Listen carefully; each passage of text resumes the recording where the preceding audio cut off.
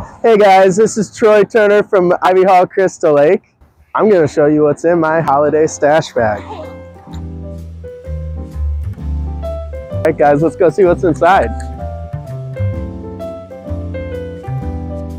Right here we got our Vessel brand. We got a Compass battery right here, Ridge charging stand for the Compass battery. We have our Craftsman battery, got our Vista Edge battery, our Scout carrying case for the Vessel battery.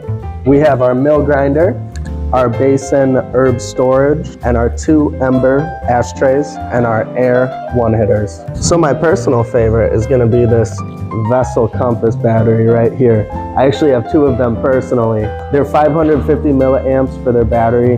They're super long lasting, lasts a long time. And if you can buy it separately, it's got a charging stand for it, so it'll never go out of battery. If you're not so much of a cartridge user, we do have a really cool ashtray. We have our Ember Ashtray. I'm a really big fan of this. It's really strong, really sturdy, heavy in weight, can be used as, you know, paperweight, some sort of home intruder sort of situation, you know?